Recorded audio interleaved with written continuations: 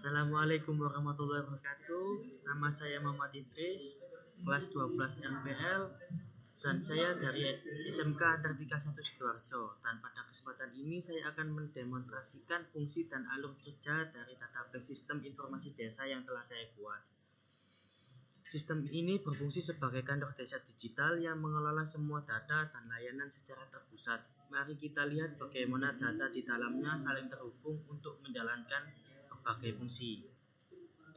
Setiap sistem dimulai dari data penggunanya. Di sini kita punya dua tabel utama, yaitu tabel biodata dan tabel user.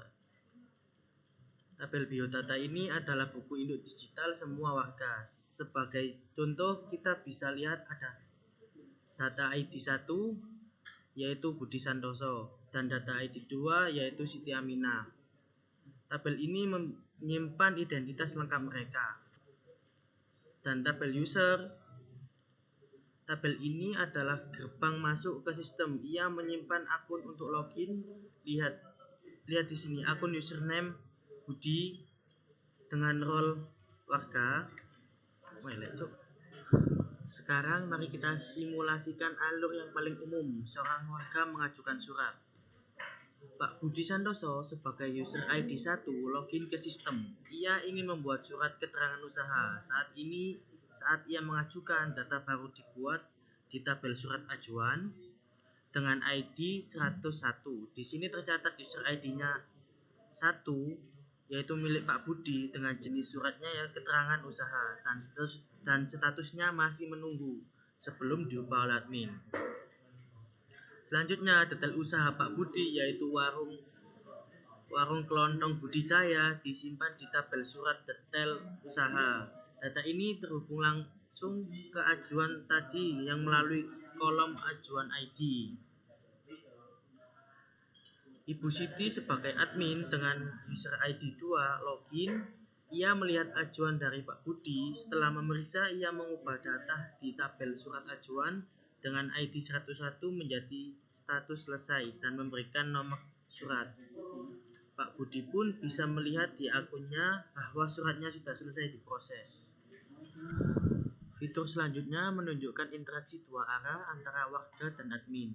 Pak Budi Santoso dengan user ID 1 menemukan ada jalan rusak. Ia membuat laporan melalui sistem laporannya yaitu paving jalan berlubang. Masuk ke tabel pengaduan dengan ID 201 dan status awal adalah masuk.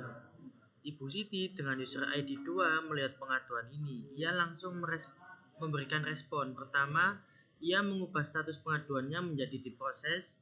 Kemudian ia menuliskan tanggapan di tabel tanggapan pengaduan. Kita bisa lihat di sini ada data tanggapan yang terhubung melalui pengaduan ID 201 dan dicatat dibuat oleh user ID 2 yaitu Bu Siti tadi. Isinya adalah terima kasih, laporannya akan segera kami teruskan. Dengan alur ini semua komunikasi tercatat dengan baik dan transparan. Terakhir, sistem ini juga membantu admin mengelola urusan internal desa. Di tabel keuangan admin yaitu Bu Siti mencatat sebuah transaksi. Contohnya kode transaksi masuk dengan tahun 2025 untuk penerimaan dana desa dan kode transaksinya keluar untuk perbaikan paving jalan. Bantuan sosial. Admin ingin mendata penerima BLT pertama. Ia membuat program BLT Dana Desa 2025 di tabel program bantuan yang mendapat ID 1. Lalu di tabel penerima bantuan, ia mendaftarkan warga yang berhak.